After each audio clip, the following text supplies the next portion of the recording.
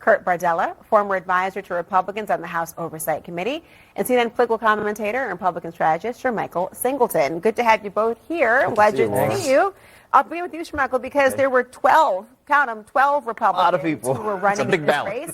Trump could have endorsed a 2020 election denier. He did not. He also didn't endorse the MAGA candidate in the Texas Senate race as well. I mean, is Trump changing his endorsement strategy? Oh, there's definitely a difference this time around compared to the past. And I think because if you look at the track record, some of those candidates were not the best candidates in the world, from Georgia to Pennsylvania as another example, to New Jersey, where we got close, but not close enough. This time around, I think the margins are far too close for Republicans, specifically on the House side. I think everybody, for the most part, agrees that we're not going to keep the House just looking at the numbers, looking at history, precedent in general. But so the question for us becomes, how do you minimize whatever those losses are going to be? That's the focus. You want to support and endorse candidates who are more likely to win versus those who may be more in tune and like the president. That doesn't always mean electoral advantages. Is Georgia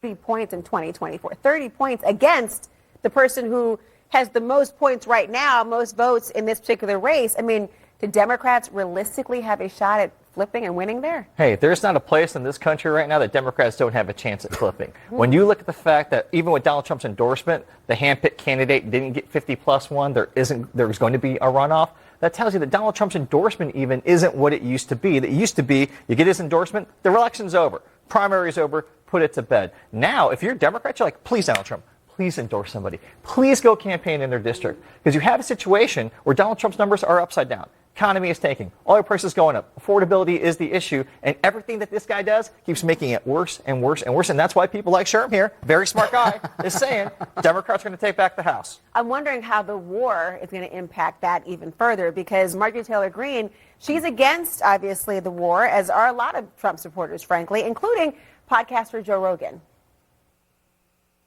It just seems so insane based on what he ran on. I mean, this is why a lot of people feel betrayed, right? He ran on no more wars and these stupid, senseless wars, and then we have one that we can't even really clearly define why we did it.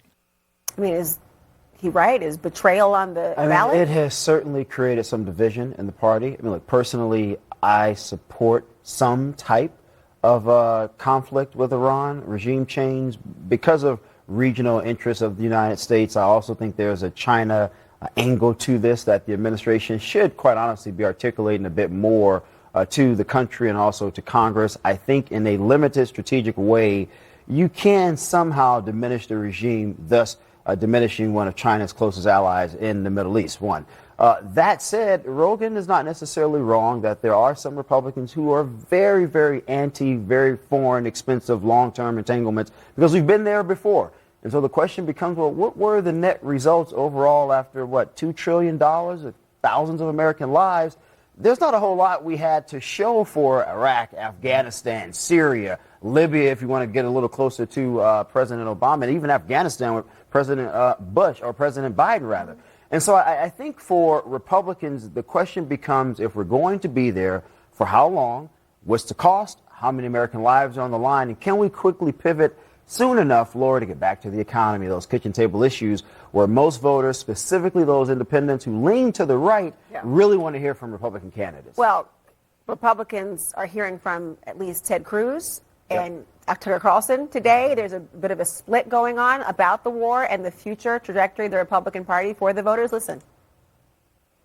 I have seen more anti-Semitism in the last 18 months on the right than at any point in my lifetime. It is being spread by loud voices, the most consequential of whom is Tucker Carlson. I believe Tucker Carlson is the single most dangerous demagogue in this country. Wow. What's your reaction to that? I mean, that's not something you would predict would have happened, say, a few years ago. Well, who's Tucker Carlson close with? J.D. Vance. Who is a potential rival for Ted Cruz in a would-be presidential primary in 2028? J.D. Vance. That's how you see this going? So I think this is all about presidential posturing for who will succeed Donald Trump. But this is also why this has been such a challenge for the White House in messaging. Up to this point, when Donald Trump says he's going to do something, everybody gets in line. The entire right-wing MAGA media machine gets behind. And this time it's fractured. And that's why you're seeing the White House jump around from message to message, trying to find something that will appease everybody. But there are very loud, substantial voices within the Republican Party. They're saying, hold on, you spent an entire campaign talking about no more Middle East wars, no more spending money, no more conflict. It was a disaster for Obama, a disaster for Bush. I mean, this has been one of the hallmark points, tendencies of Donald Trump's political identity, and he has done not just a complete one, it is the biggest foreign policy flip-flop we have seen from a Republican maybe in history. Well, you know, there is a powerhouse White House team is reporting that there is one phrase the administration wants Republicans to stop saying. We are delivering mass deportation, and it's happening. You should want mass deportations of people here illegally that represent threats to our country. Trump ran on the very idea that mass kind of migration needs to be met with mass deportations. So this is now a liability statement? I mean, we've heard war, then we heard, well, it wasn't a frolic. What was the word he used yesterday? Excursion. Then there was discussion of other. I mean, why would conflict? Yeah. Why would this now be the liability? Hey, look, the issue of immigration has typically been a very strong talking point for Republicans, specifically Donald Trump.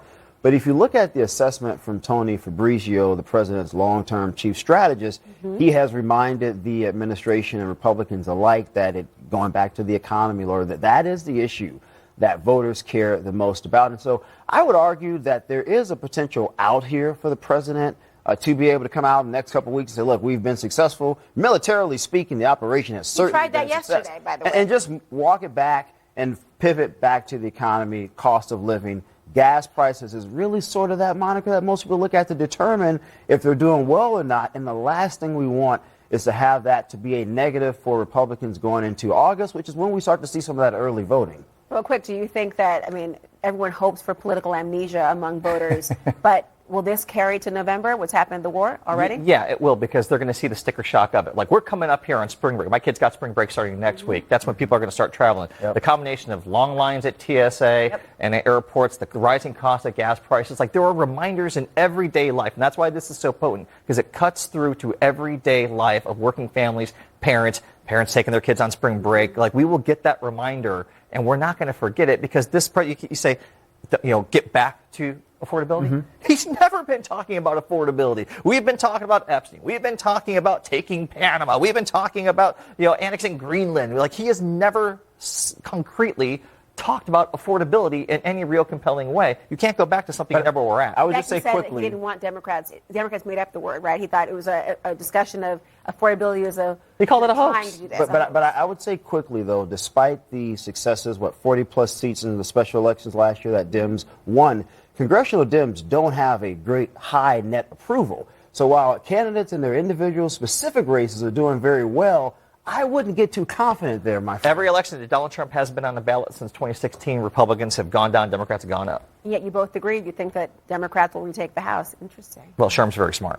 Of course, you're going to say that on that one. Thank you both. Still ahead tonight, you know.